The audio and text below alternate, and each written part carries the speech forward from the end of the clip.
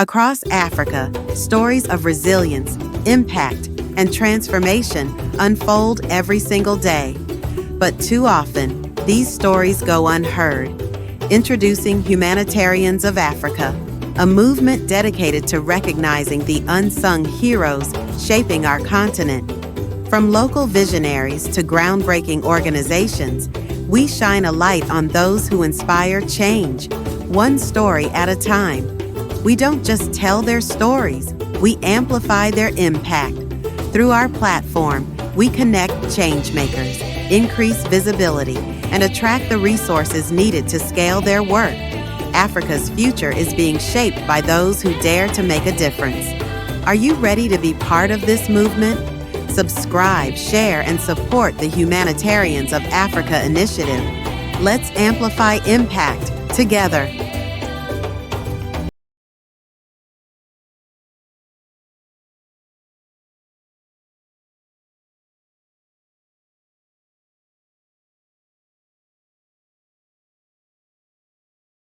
Much for joining us on today's episode of the Humanitarians of Africa series. I almost said the awards because the awards is an offshoot of the series, but this is not the awards. This is a series, but then you can also nominate someone for the awards when we put that up. But I have another founder here with us, Mr. Gambo, who is here to share his story and the amazing work he is doing with his organization. Mr. Gambo, welcome and thank you for joining me on today's episode. Please introduce yourself. Feel free to blow your trumpet as much as possible. All right. Good afternoon, everyone. My name is Gambo Maina Bawa. Can you hear me clearly? Loud and clear. All right. My name is Gambo Maina Bawa, and I am the founder and CEO of Maina Kids Children Foundation. I am also a full-time humanitarian and an SDG advocate. Thank you. Wonderful. Very short and straight to the point. You didn't blow your trumpet like you said you should, but anyways. No worries at all. So why children? Why are you focused on children? Is there any inspiration behind the focus for your organization? Do you mind sharing the story with us? Yes. Okay. My journey started 10 years ago. I started this movement when I was just 17 years of age. Wow. Yes. So back then, before I started this journey, I had this natural love for children because when I was little, there were moments I would sneak out my breakfast and then I would give children outside, stuff like that. So it was, I would use these Nigerians like it was a follow come something. Yeah, it was in the blood. So I grew up helping people in my community naturally. So after my secondary school, I got a job with a law firm. I was a secretary, a litigation secretary. I could remember clearly there was a time I visited a provision store close to my office, and then there was this child that came and he was not wearing shoes. I asked him why he wasn't having a shoe on his leg, and he said he could not afford it. And then, fortunately for that person, he was an internally displaced child with his mother, and he had these wounds in the leg, and they kept being infected because of the lack of shoe. You understand? Yeah, so there and there, I asked the woman there, I said she should give us one slippers. And then you could see the joy in that boy's face there. He was so happy. He was not even, because for him to wear that shoe, he would go through a lot of pain because of the wounds around. Yeah. But the joy subsided the pain. You understand? He was happy wearing that shoe. And that really touched me. Afterwards, I can remember we bought shoes. I personally bought shoes for over 35 children after then. So along the line, my friends were like, okay, Maina, you are doing a great thing. Why not start up a foundation? I was young. I didn't even know there were foundations then. I had no idea there were UNICEF, there were Save the Children, there were who. I thought it was just, from a religious perspective, okay, as a Christian, you're supposed to help people around your community. I thought it was just that, not knowing it was beyond that. So, and people were now calling me, Maina and children, Maina and kids, Maina and kids. That was where the name came from Came because I from. was a Sunday school teacher, and then I loved children. So everybody was like Maina and Kids, Maina and Kids. So I started a movement, Maina and Kids, on Facebook.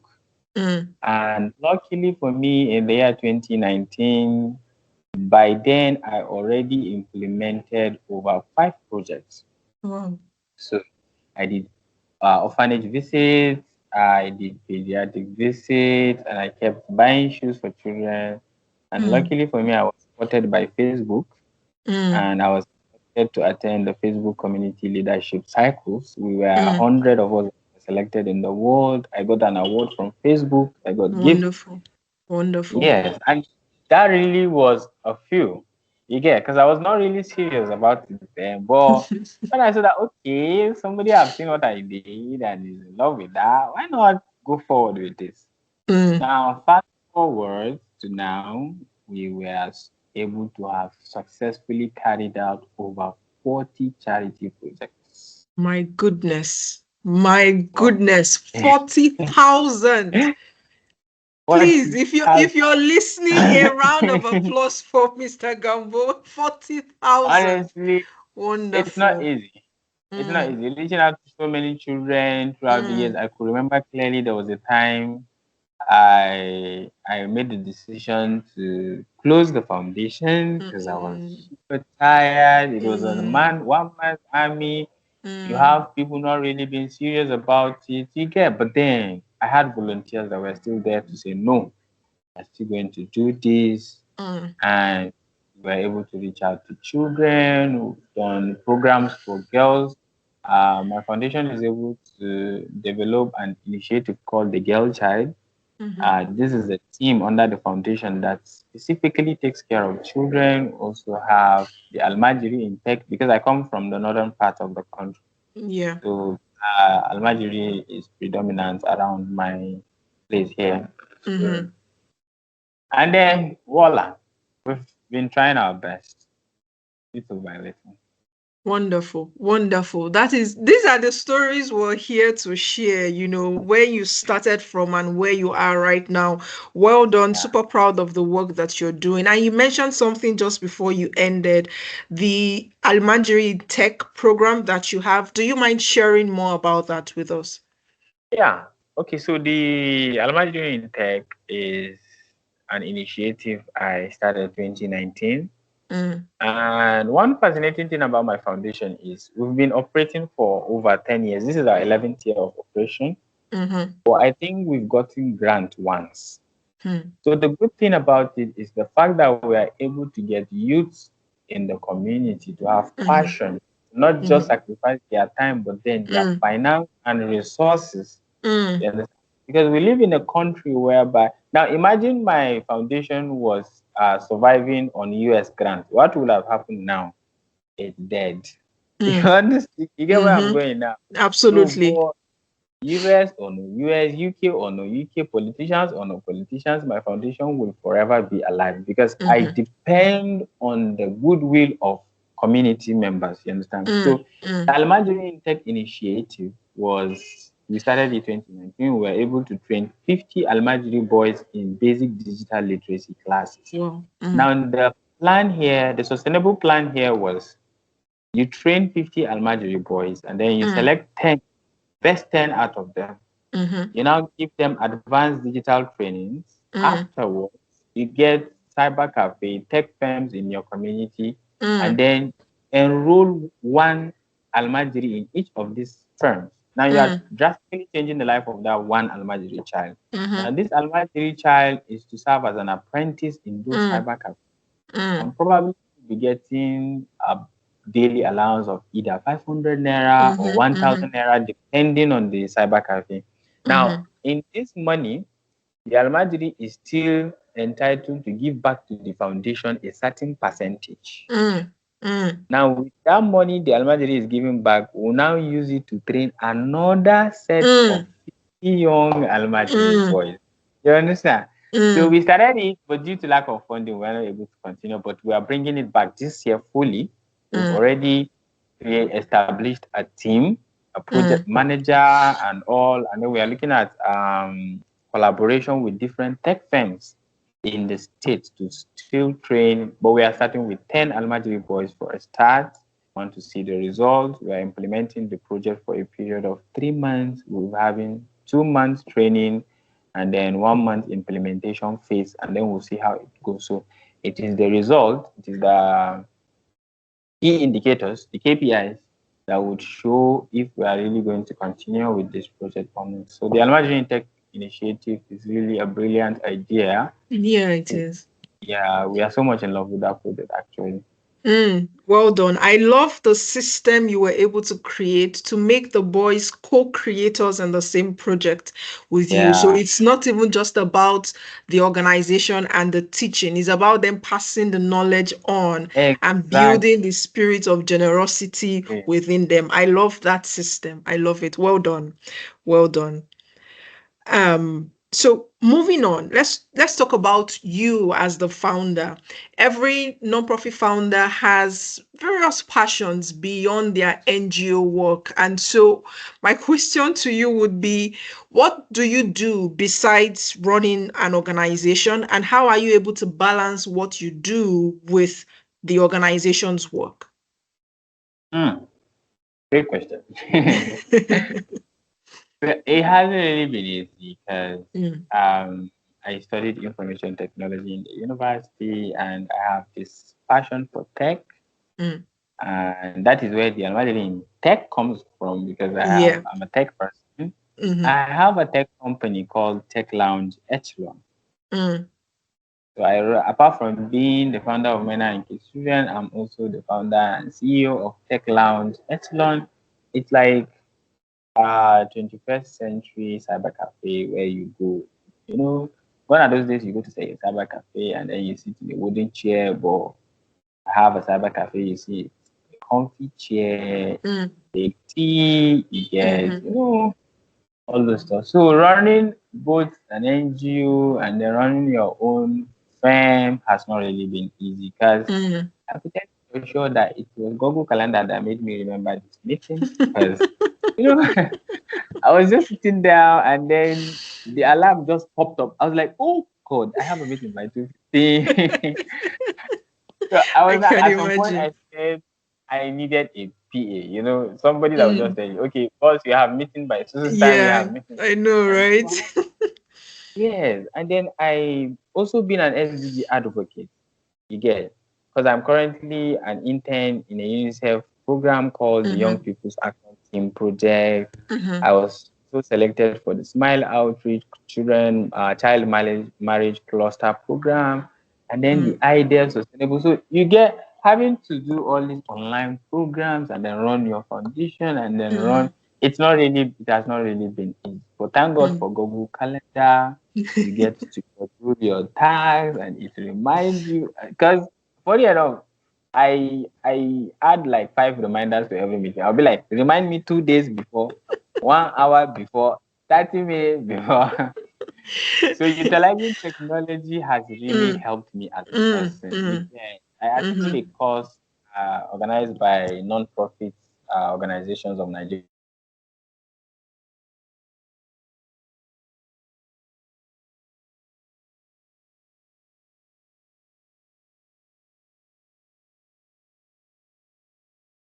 I think for non-profit organization called.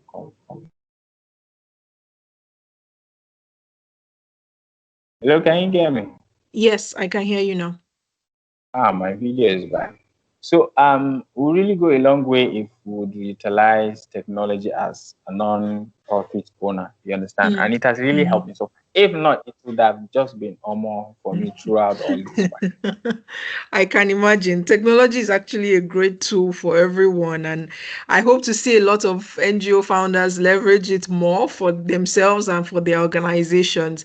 Let's move on to the stories on the field. You've helped a lot of children in the place where you focus on, right? And what are some of the most rewarding and fulfilling moments you've experienced in the course of changing so many lives in the work so far?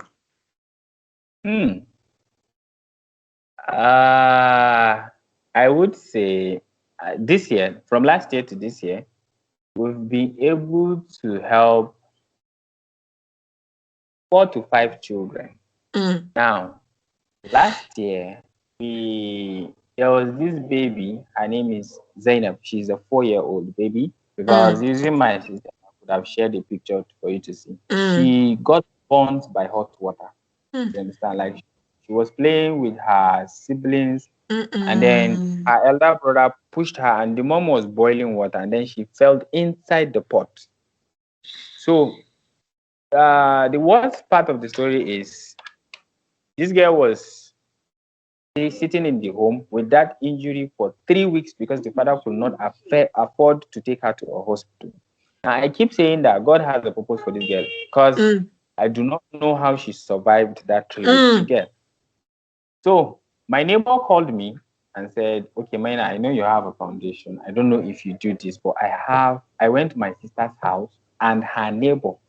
You see the connection here? It was my neighbor that went to her elder sister's house, and her neighbor's daughter is in this situation. I don't know if you can help." I called my project manager, Princess, and she was like, "No problem, sir. Just get us the information." So I said she should ask the father to call me.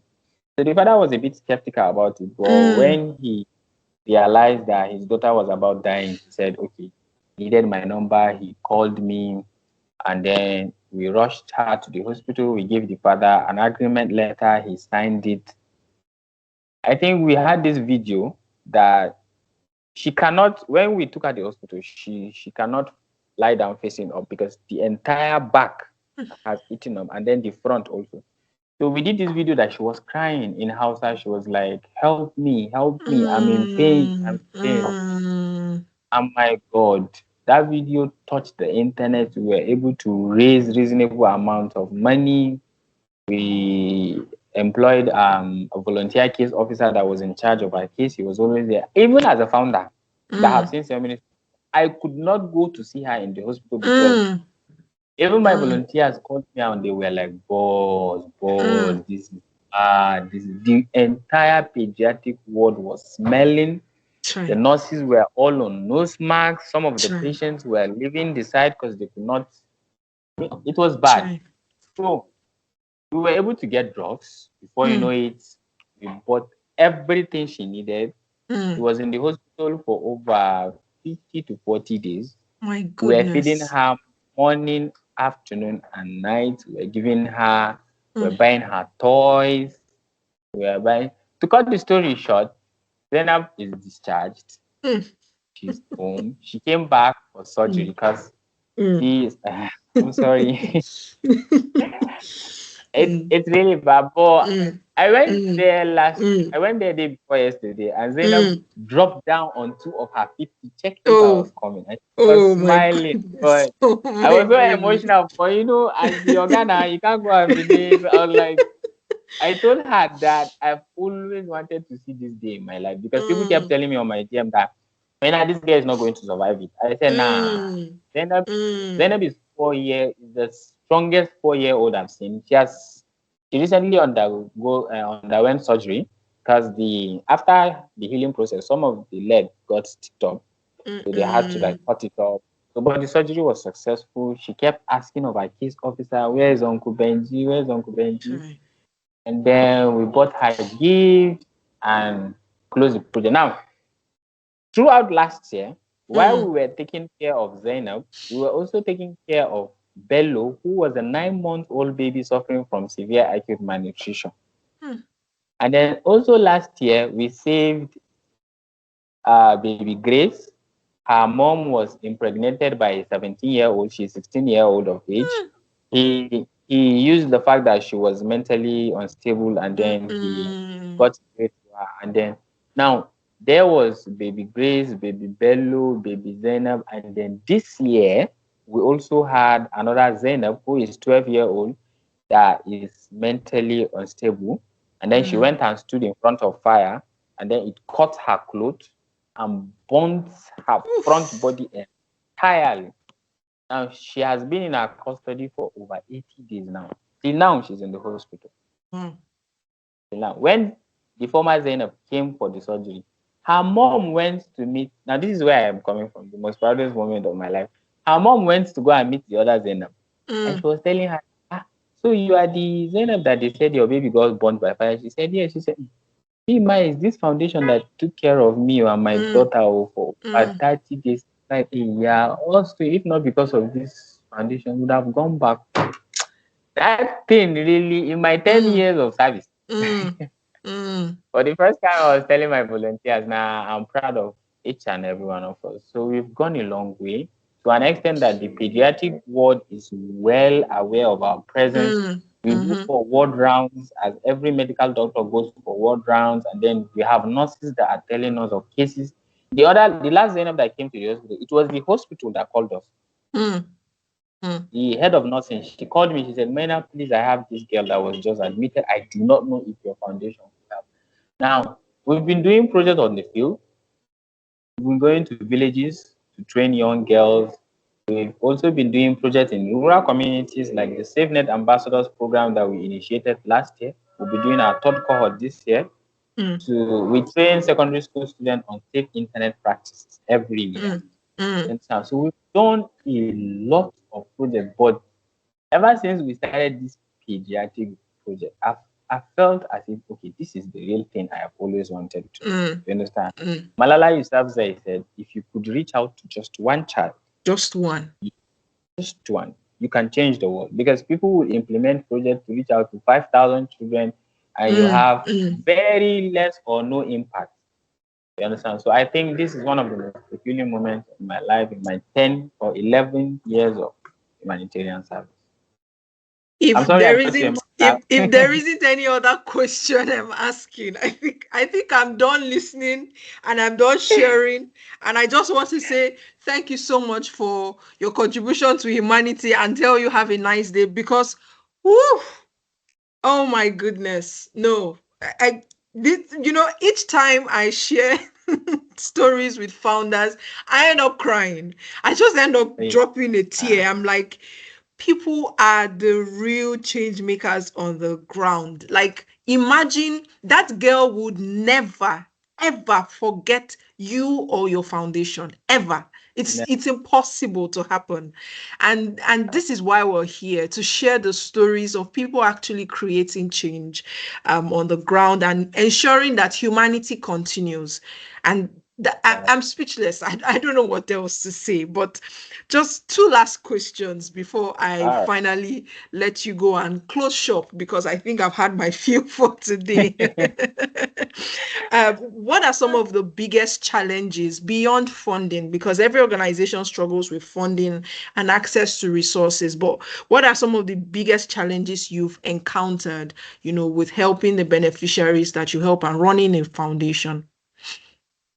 Okay. One of the biggest challenges I've faced is getting visionary volunteers. There is volunteers and there are visionary volunteers. I once had a project manager. She has recently moved to the UK because her husband got a job there. Now, Princess is a visionary volunteer because we had a program, and then we had a sponsor that was supposed to give us breakfast, and then she called. We were having the project, and then breakfast was shared. Only for after the project, my volunteer was like, "Sir, do you know that this person did not bring breakfast?" I was like, but you gave us breakfast. She said she had to sneak out to go and find breakfast with her money. And wow. now these are initiative. Yeah. Now she left Nigeria, I think, over 6 months ago. Till date, her office is vacant. Because we are yet to get a matching energy volunteer. Some of the issues or the challenges I've encountered is getting volunteers that really mean this job. You understand? Because you have like the graphics designer is stressing you to design graphics. You have your cinematographer stressing you to go to the field to take pictures.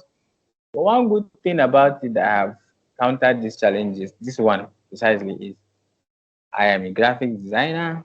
I do video editing. I'm a tech person. So the moment I ask you to do something and you're like, gring, gring, gring, I know I'm do not it myself. I don't want to pressure you. You understand? So I would just go ahead to do it myself. They'd be like, boss, you don't give us. I say, I don't pay you, so I cannot come and be stressing you. But if you know that, yes, you want to really do this, then you turn up to do that. So volunteerism is one of the biggest problems. And another problem we face is in this northern part of the country, as a Christian, when you run organizational programs or humanitarian programs, sometimes you go to communities and they think you are here for evangelism. You get? Now that is another big issue because that bello that we saved, part of our project plan was to sponsor that boy to school. Now, when they were discharged, we took the mother alongside my M&E case officer of the child to go to that village, only for us to get to the village. So he realized I was the only Hausa speaking person there and the rest were all speaking English. So he started having this feeling, okay, these people want to come and convert my son or stuff like that. And then he now opened his, when we went back, my M&E was now telling me, he opened his mouth and said that he appreciates all that we've done for the child, but please, we should not come back again. He's okay. Blah. Oh my God. You know me, I have that passion in it. So that thing was not really a problem for me. But my volunteers were all packed up. Boss, we are never going back to that village again. We are done with that boy, blah, blah, blah. And I was like, no, the child should be your problem. If you are Not going the by parents. parents have really been an issue for us. You understand? We went to a community in Kano because we operate in over 7 states in the country. So we went to the community and we were like, we wanted to go and share food. We were doing this food outreach. So now, when my volunteers were entering, I made sure it were only female that were sharing. The man now said, oh, that no, nobody should enter his house. Nobody should enter his house. He thought maybe we wanted to go for immunization or something. Now, when we went out, he now realized that we were sharing food. And he was like, please, we should go back our house. We've gone front. The wives now started shouting on you are very stupid. Now you must buy spark for us in this house.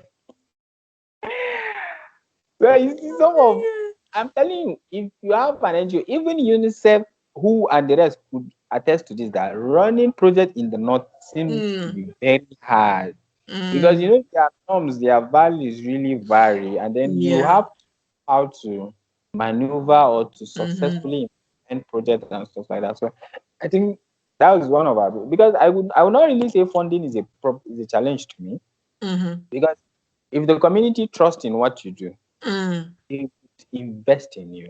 They would literally invest in you as they would invest in any business that you know. I think some of the challenges I faced is this: the fact that you don't have volunteers. You know, the problem with volunteers is they just want to go to the field. Yeah. They want to snap selfie. Yeah, They don't want to do the groundwork first. They don't want. I told them the reason why we will not get grant is because we do not have pilots. We do not have administrative. You understand? Confidence.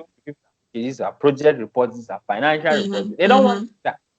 You know, when we go to communities, one thing these community people do is to make sure you also enjoy your stay there. Like we went to one community to train young children on digital skills. I think they took us on horse rides, on cattle rides. Yeah, they give you milk. So that is what the volunteers want. Yeah. So the paperwork is something I want. So this is really it's a big challenge for me personally, honestly. I can imagine a lot of organizations struggle to get people who really have a heart for the work and are very passionate about the cause. It's a challenge everywhere. So finally, how can people who just heard this story and shed a tear like I did, how can they support you? Those who want to donate, who want to volunteer because they are passionate about the cause, what are the different ways in which people can support your organization? I said this year. I said sometimes people are not really comfortable supporting organizations financially. Yeah. Now I'm coming from the angle of resources. We had somebody that did the biggest support for us last year. He said, okay, she does not have money, she does not have that, but she wants to design a website for us. Now imagine that, designing it. We have a very brilliant website, you understand? But she has yet to put it on the server. some of the ways you can support us is resources. We Mm-hmm. have children suffering, like the pediatric unit, some of the basic problems is hunger. Mm. We have a child that underwent surgery and then he spent 3 days without food. Try. And then the bacteria in his body was now eating up the skin. Try. So it was now a double problem. And they were three. You understand? It now became as if they were now animals. Because when we went to the hospital the next day, the mom was not telling us, that the other one has died. Though. I said, why are you making this thing look as if it's It's a sickness? normal thing. Yes. I said, died? She said, yes. And then we had to shift from our Zainabs a little and started feeding those two boys. You understand? And then they Mm. asked me, some of the ways you could support us, apart from financial support, is resources. If there's Mm. anything you know can support children, just give it to us. I used to tell people, if it is aiding children, just leave it to me. Give me the resources. I am very good in that. You understand? So if there's any resources you have, you could go through our works on social media, Maina Kids on Instagram, on Twitter, on LinkedIn, on YouTube, and on Facebook. So we've been trying our best, and then we really need help because for the Almajiri in Tech initiative, till now we are yet to start implementation because of one or two resources that we are yet to get. We also have this project that we'll be implementing this year, Empower Our Future Street to Class. Now, Empower Our Future Street to Class is a project that is implemented under the Girl Child Department of our foundation.